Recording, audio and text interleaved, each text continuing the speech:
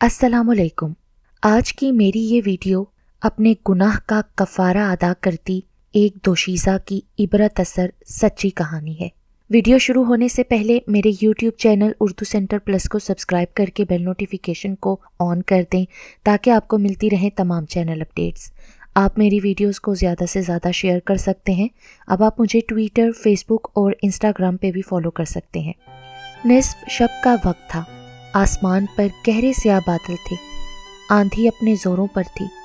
हर चीज़ पर तारीकी छाई हुई थी।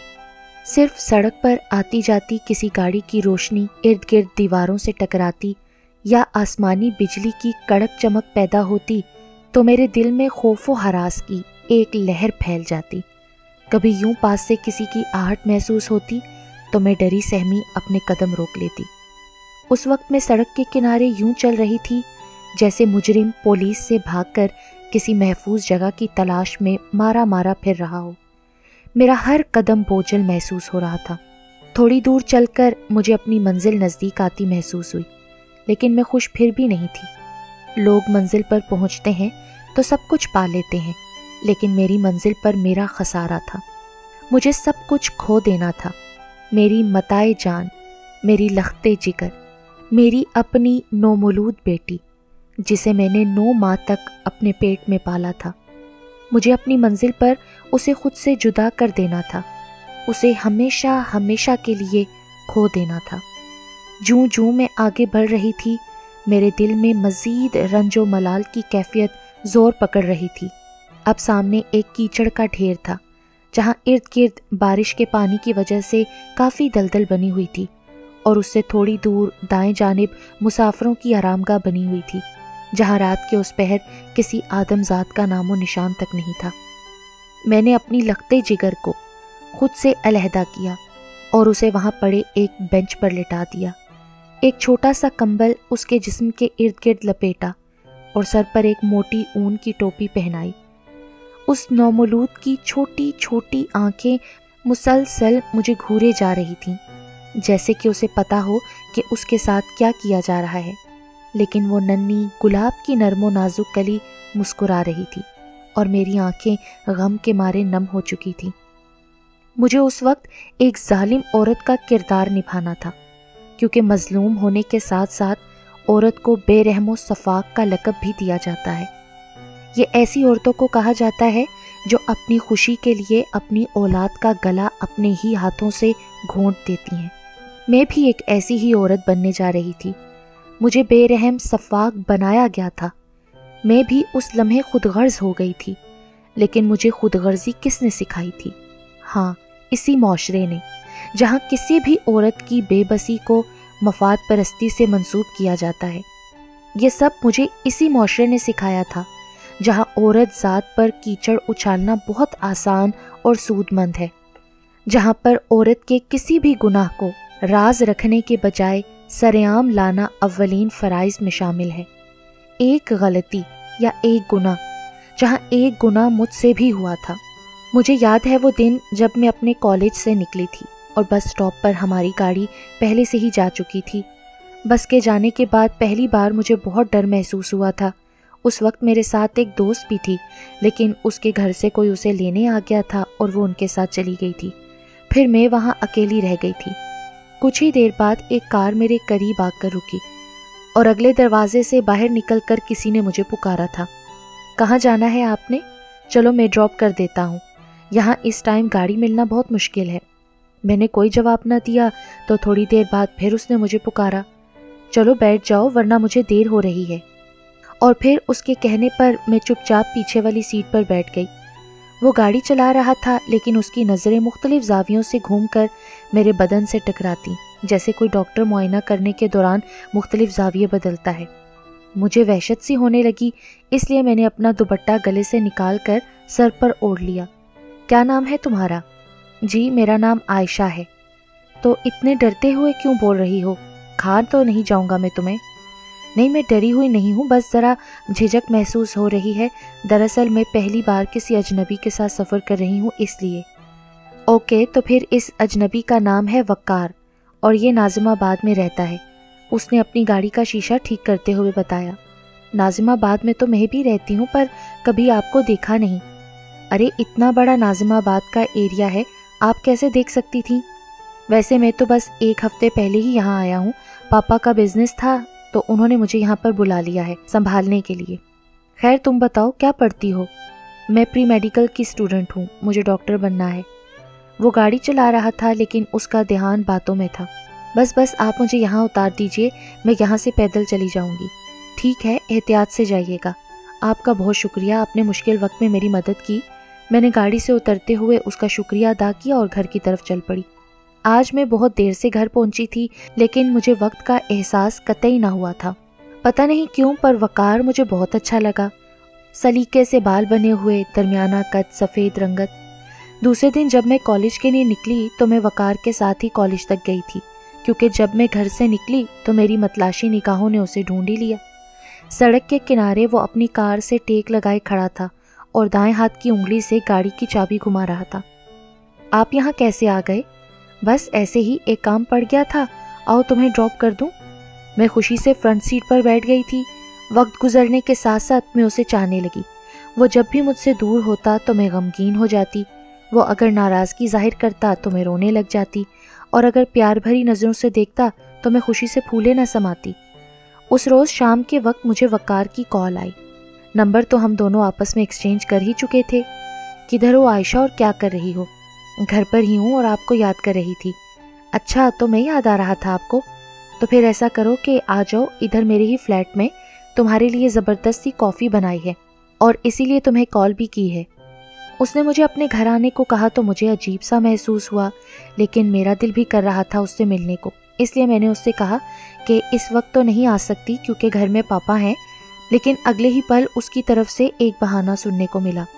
आयशा, ऐसा करो किसी दोस्त के बहाने आ जाओ ना, देखो मुझे भी तुम कितना याद आ रही हो। अच्छा, मैं देखती हूँ, अगर मौका मिला तो आऊँगी, वरना फिर कभी।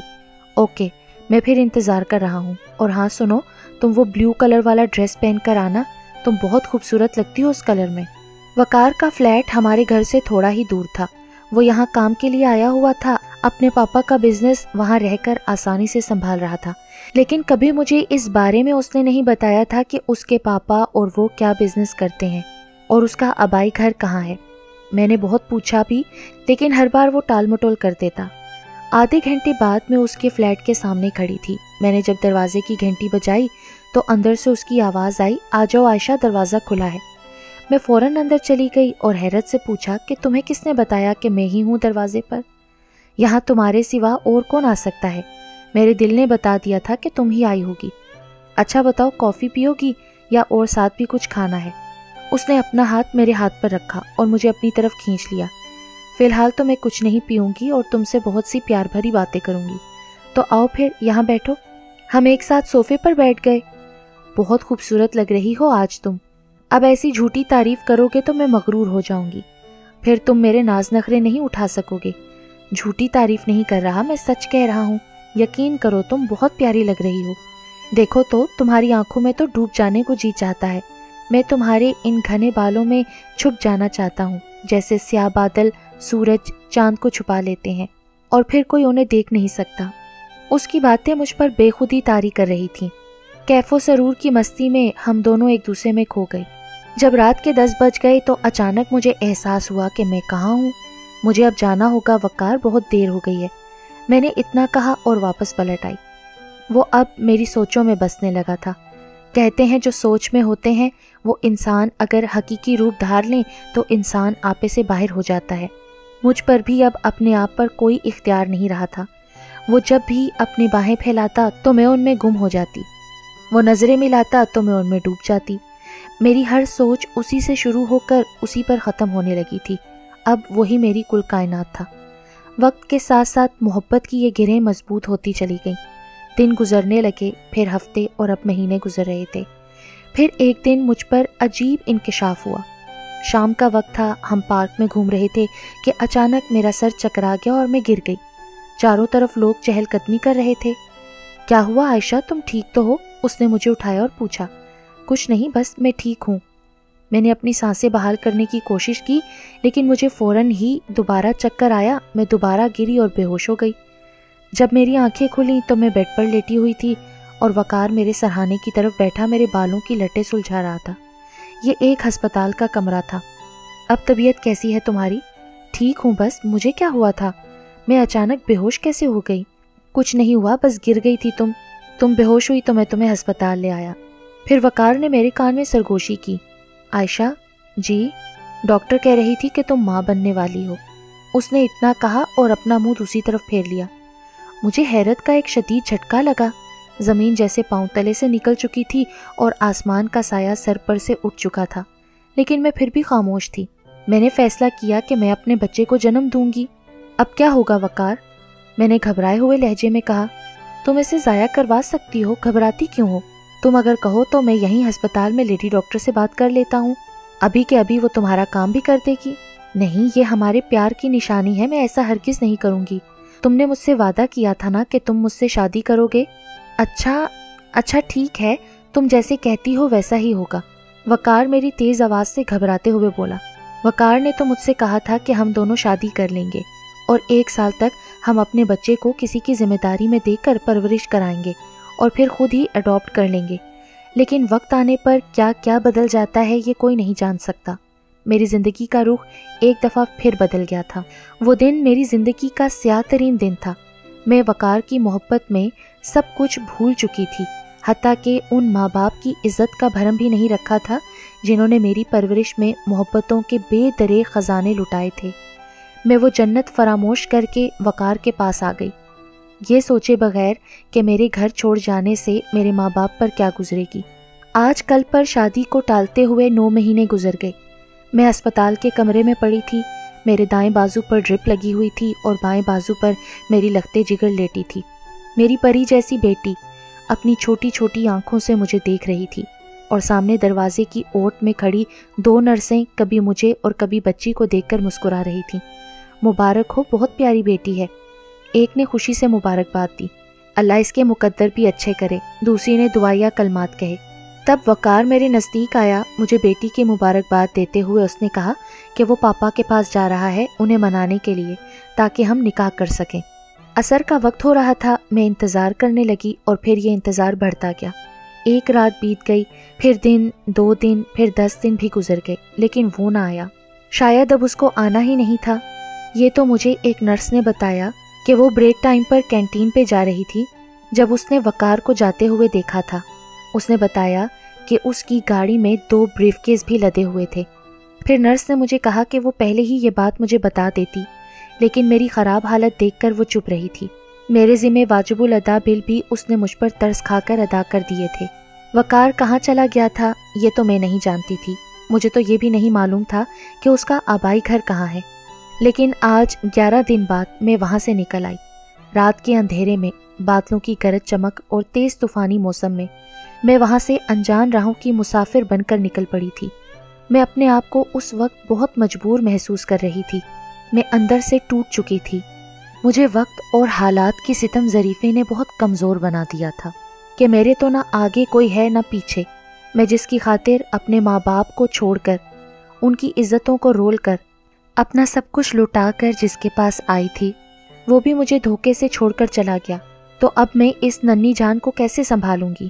اکثر اوقات بہت مجبوری میں لوگ بے حسی کا لبادہ اوڑھ لیتے ہیں، لیکن در حقیقت وہ بے حس اس وقت ہوتے ہیں جب راہ فرار اختیار کرتے ہوئے گناہ پر گناہ کرتے جاتے ہیں۔ اور اب میں نے بھی اپنے گناہ سے بچنے کے لیے ایسی ہی راہ فرار اختیار کی تھی، لیکن اس وقت میں یہ تو بھول گئی تھی کہ ناجائز اولاد پیدا کرنے کا گناہ تو میں نے کیا ہی ہے، پر اس ننھی جان جس کا کوئی قصور نہیں ہے، اس کو اگر یوں چھوڑ کر چلی جاؤں گی تو کسی اور بہت بڑے گناہ کی مرتکب ہو جاؤں گی۔ آج اس واقعے کو 15 برس گزر چکے ہیں۔ میں اپنے دل کا قرار تو اسی بینچ پر چھوڑ آئی تھی، اپنی معصوم گڑیا کے پاس۔ دل کی بے قراری کا قرار جب کہیں سے نہ مل سکا تو میں نے ایک یتیم خانے میں پناہ حاصل کر لی۔ کاش اس وقت میں اپنے ٹوٹے ہوئے دل کو سنبھال سکتی اور دماغ سے کام لیتے ہوئے میں اس بچی سمیت ہی یتیم خانے میں چلی جاتی، پر نہ جانے کیوں اس وقت میری سمجھ بوجھ کہاں چلی گئی تھی۔ خیر، 15 برس سے میں اس یتیم خانے میں بلا معاوضہ اپنی خدمات انجام دے رہی ہوں۔ جب کوئی چھوٹا معصوم گناہ اس جگہ خالی جھولے میں آتا ہے تو اس کو میں سینے سے لگا کر اپنی ممتا کو سکون دینے کی کوشش کرتی ہوں، لیکن میری ممتا قرار پانے کی بجائے اور بے قرار ہو جاتی ہے۔ میرے کیے گئے گناہوں کی سزا نہ جانے میری اس معصوم بچی کو کس کس طرح سے مل رہی ہوگی۔ یتیم خانے میں لوگوں کے چھوڑے ہوئے نومولود بچوں کی پرورش میں اس لیے کرتی ہوں کیونکہ اپنے گناہ کا کفارہ ادا کرنے کے لیے میرے پاس اس سے بہتر راستہ کوئی نہیں تھا۔ دعا کیجئے کہ اللہ میرے گناہوں کو معاف کر دے اور کسی طرح میری ممتا قرار پا جائے۔